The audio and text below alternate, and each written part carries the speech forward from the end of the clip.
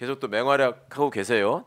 지난번에 이제 뭐 탄핵 국면에서 활약하시는 모습도 봤고 우선 가까운 시일에는 우리 헌법재판소장 후보자 이종석 네. 청문회 또 청문위원으로서 맹활약하시는 걸 봤는데 네. 이분이 말하자면 그 전에 이제 저쪽 당 목 추천 헌법재판관으로 그랬죠. 있었던 분이잖아요. 네. 그리고 윤의 대학 동기시고 네. 이번 윤 정부의 인사권 행사의 특징은 자기 친구를 독립성과 공정성과 중립성이 요구되는 기관에 갖다 꽂습니다. 그러게요. 선관위 사무총장, 네. 법제처장, 이제 헌법재판소장 후보자까지 맞아요. 다 동기들이에요. 네. 참 특이한 인사 원칙이야 보면. 아 그렇죠.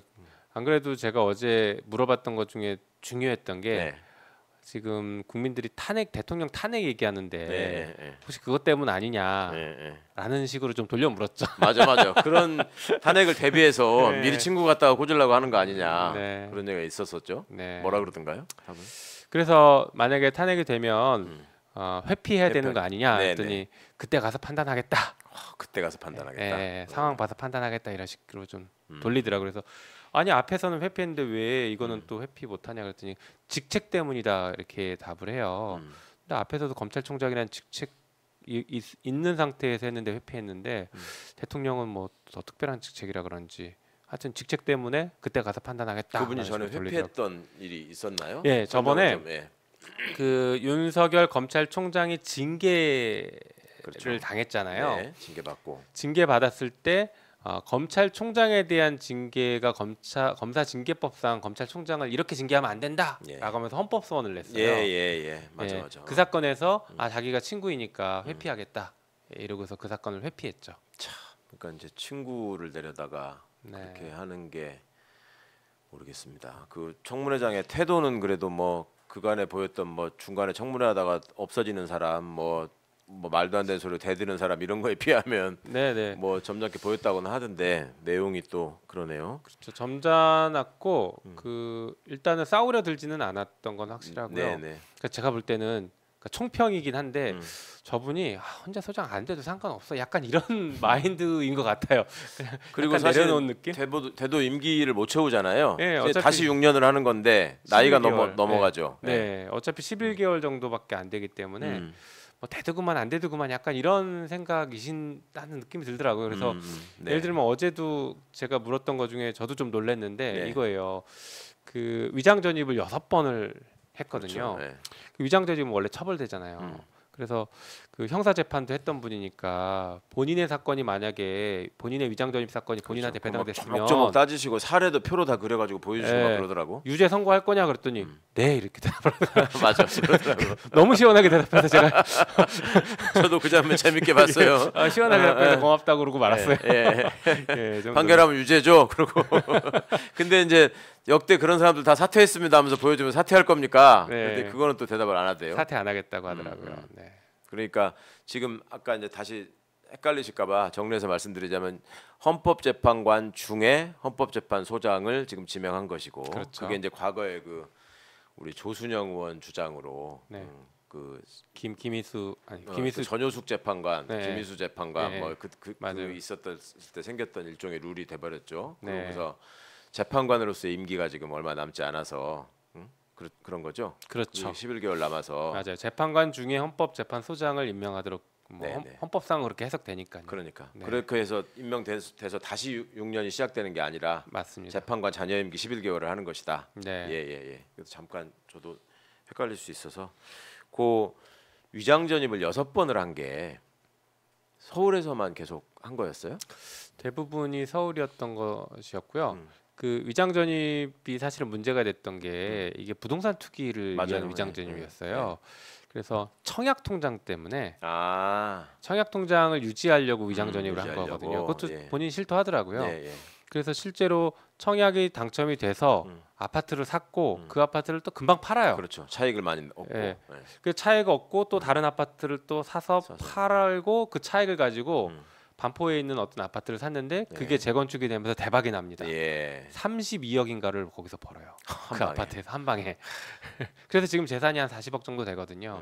그래서 그 투기가 아니었으면 그 뭐 청약저축을 위한 위장전입이 아니었으면 이게 벌기 어려운 구조였죠. 그 계속 아파트 못 강남 샀을 일원에서 거니까. 옮겨 다닌 거네. 예, 서초동 쪽에서 왔다 갔다 했더라고요. 아니 우리 정부 때만 해도 그 위장전입 2번 이상 하는 거는 그게 원천 배제 사유거든요. 네. 이 공직 승진할 때 근데 이 사람들 6번. 그런 사람들을 오히려 골라서 하고 뭐 검증이 뭐가 잘못됐냐 뭐 알려줄 수 없다니 뻔뻔한 태도는 여전한 것 같고 그러게요. 6번씩이나 한 거는 이게 공직자가 이런 거 이렇게 알아가지고 위장전입 해가면서 청약 넣어가면서 네. 돈 불리고 하는 게 쉽지 않은 일이거든요. 그럼요. 게다가 이게 위장전입이 처벌되는 건데 왜 그러냐 할 때 그때는 몰랐답니다. 그렇게 대답하더라고요. 저도 네, 봤어요. 그래서 몰랐다. 법률의 부지는 용서받지 못한다라는 법원이 있고 그 얘기도 지적하시더라고요. 바로. 우리 형사 재판 했던 분이니까 형사 재판할 때 항상 그걸로 자 수많은 시민들이 처벌받거든요. 아, 그 법이 있는지 몰랐습니다. 그래도 아니야 용서받을 수 없어. 이러고 다 유죄를 선고하잖아요. 본인도 그렇게 얘기했는데 네, 용서받지 못했죠. 본인도 뭐 용서받지 못하는 거죠. 그러니까 네 그러던데. 그리고 유죄 판결하겠다 그러고 그러면 유죄 판결을 받아야 할 사람이 헌법재판소장은 기어이 하고야 말겠다. 네, 또 사퇴는 안 한다고 하니 좀 모순됐죠. 참. 자, 그 거부권 대통령 거부권 행사에 대해서 또 네. 질문을 하시던데. 네네. 대통령 거부권에 대한 질문은 이겁니다. 대통령 거부권을 법률로 일부분 제한할 수 있는 거 아니냐. 그리고 사면권도 지금 논란이 계속되니까 그렇죠. 그게 이제 어떤 의미냐면 이게 헌법상 권한이 헌법에 나와 있는 대통령의 권한이잖아요. 그렇죠. 그런데 그걸 법률로 제한하는 게 가능하냐라는 논란이 좀 있긴 있었어요. 네. 그런데 아시는 것처럼 헌법재판관의 재판권도 헌법상 권한인데 네. 자기나 친족과 관련된 사건 할 땐 제적 깊이 회피를 하도록 돼 있거든요. 그렇죠. 이게 재판권을 제한하는 거예요. 네. 법률로 제한하지만 사실 헌법 내재적 한계라고도 우리가 부르는데 네. 근데 마찬가지로 그럼 대통령도 사면권을 행사하거나 아니면은 거부권을 행사할 때 네. 자기나 자기 친척과 관련된 네. 사면이나 아니면 법률 거부는 제한돼야 되는 거 아니냐. 그렇죠. 라는 이런 얘기를 했죠. 그게 뭐 독창적으로 무리한 얘기를 하시는 게 아니라 있어왔던 당연하죠. 이론이잖아요. 당연하죠. 법리상. 예. 예. 근데 거기에 대해서는 그 원론적으로는 법률로 제한이 가능하다라는 것은 인정하지만 뭐 가족에 대한 법률에 대한 거부권을 행사할 수 있다에 대한 답은 회피하더라고요. 이게 지금 김건희 특검법 때문에 예, 회피한 걸로 보이는데 사실 저는 그것 때문에 물어본 거거든요. 그렇죠. 그리고 게다가 법률안을 제가 발의해놨기 때문에요. 대통령 거부권 본인도 제한을. 그거 알았으니까 또 어영부영 했을 텐데 어떤 식으로 회피했어요? 말씀드리기 곤란합니다 이런 거예요? 아니면 그냥 하다 넘어간 그냥 거예요? 곤란하다라는 취지로 넘어갔죠. 뭐. 참 딱해요. 그 판사로 재임하던 시절에 뭐 문제는 없었나요? 이렇게 위장전입에서 투기한 거 말고는? 굉장히 중요한 문제가 하나 있었는데 네. 이게 아직 확인이 안 돼서 네네. 저희가 지금 확인 단계에 더 있다고 봐야 되는데 뭐냐면요. 어제 보도가 좀 있긴 했는데 그 압수수색 영장을 사후에 발급해 준 것 아니냐라는 의혹이 있어요. 압수수색 영장을 네. 압수수색하거나 구속할 때에는 우리 헌법상 사전 영장을 반드시 발부받아야 되거든요. 그렇죠. 그런데 89년에 인천에서 있었던 사건인데 경찰이 그 국가보안법 사건으로 어떤 서점을 압수수색하고 그 예. 사장님을 체포해 갑니다. 그런데 영장이 없었던 거예요. 그래서 그 뒤에 영장을 청구했는데 이 판사 시절에 초임 판사 시절에 영장을 발부해 줬습니다.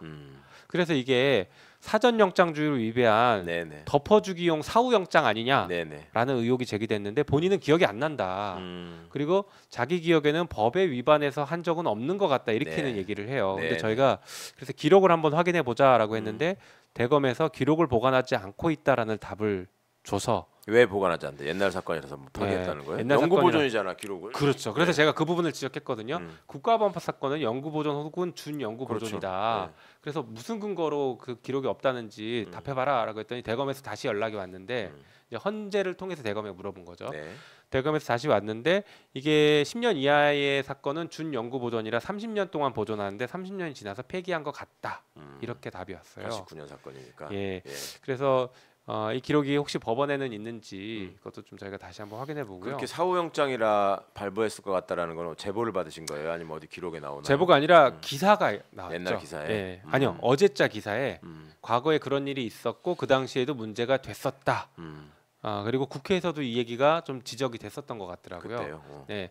그래서 단순히 그냥 의혹 제기를 넘어서서 여러 가지 방면에서 문제 제기가 됐었던 사건으로 보여지더라고요. 그럼 국회 속기록도 다 확인을 다시 해봐야 되겠네요. 네. 그리고 심각한 문제죠. 압수수색 영장은 사후영장이라는 게 없잖아. 불가능한 얘기잖아요. 네. 그래서 이제 국힘에서 얘기하는 건 이게 조금 갑자기 복잡해질 수 있는데 원래 긴급 체포를 하면 그 현장에서 그렇죠. 압수수색을 하고 할수 그걸 있죠. 사후에 영장을 받는 제도가 하나 있긴 있어요. 네. 그래서 국힘은 혹시 그런 거 아니냐 이렇게 물어보는데 그래서 저희가 이제 영장이랑 청구 기록을 봐야 됩니다. 네. 그게 지금 얘기한 긴급 체포하면서 압수수색한 건지 아니면 진짜 덮기 위해서 네네. 영장을 발부한 건지 당사자분이 이걸 봐야죠. 분명히 계실 거고 네. 변호인도 계실 거고 할 것 같은데 그 확인이 어렵진 않을 것 같은데 꼭 좀 애써 주십시오. 네네. 예. 자, 그래서 어제 이제 이종석 뭐 헌법재판소장 후보자 청문회는 파행은 없이 끝났단 말이에요. 그래 네. 우리 의원분들의 지금 1차적인 평가는 어떠세요? 아직까지 저희가 모여서 논의하지는 않았는데 어제 이제 청문회 하는 과정에서 논의했던 건 방금 말씀드린 이 사후영장 의혹. 네, 가장 심각하다 예. 이게 만약에 확인된다면 이게 확인되면은 도저히 못 갈 수 없다 이건. 그렇죠. 헌법의 영장주의를 정면으로 무시한 그렇죠. 사람이 헌법재판소장이 헌법재소장이 된다는 건 우리는 도저히 용납할 수 없다. 그렇죠. 그래서 이게 가장 핵심이다라고 일단 여기에 좀 집중을 하고 있고 네. 그리고 또 그 위장 전입 문제도 그냥 넘어갈 문제는 아닌 것 같다라는 네. 정도의 공감대는 형성돼 있습니다. 본인이 뭐 대통령 친구라는 거는 인정했고 네, 근데 뭐 만나지 않았다라고는 계속 얘기는 하는데 만나지 않았다. 네, 뭐 그래도 자꾸 친구를 지명하고 임명하려고 하는 게 수상하긴 하죠. 아 그리고 어제 좀 재밌었던 게 네. 제가 정교 분리를 하나 물어봤거든요. 그러니까 우리 헌법 20조에 정치와 종교는 분리된다 이 내용이 있어요. 그렇죠. 근데 사실 이거 모르는 분들이 되게 많아요. 그래서 제가 어제도 정교 분리의 원칙을 아냐 했더니 갸웃갸웃하더라고요. 그래서 제가 딱 압니다 이렇게 답 안 하고 약간 모르는 눈치예요. 그래서 제가 헌법제가 20조 2항을 읽어줬거든요. 야 그래도 법대 나온 사람이 그건 알아야 되지 않나? 정교분리 원칙은 오래돼서 까먹으셨나? 아무튼 그래서 이런 게 있다. 예. 그래서 이거의 의미가 뭐냐라고 좀 얘기하면서 국교 인정하지 않는 것도 그 의미겠지만 네. 종교가 국정 운영에 개입하는 걸 차단하라는 의미다. 그렇죠. 라고 했더니 그거 맞다. 인정한다. 이렇게 얘기하더라고요. 그래서 천공이 음. 그동안 했던 말과 윤석열 대통령이 한 행동을 일치하는 쫙 거 보여주면서 네. 이거 봐라. 이게 개입하고 있는 거 아니냐. 네. 이게 우연이냐. 그랬더니 그것도 뭐 답을 잘 못하긴 하더라고요. 거기도. 네, 이런 것들이 정교분리 위반으로 의심된다라고 좀. 아니 정교분리 원칙은 우리나라의 특유한 제도가 아니라 근대 헌법이 만들어지는 과정에서 기본 원칙이잖아요. 그게. 그렇죠, 그렇죠. 그거를 갸우뚱한다는 게 말이 돼? 네. 헌법 1조 1항을 모르는 국무총리가 있고 정교분리 원칙을 모르는 헌법재판관이 있고 와 진짜 이게 나라 꼴이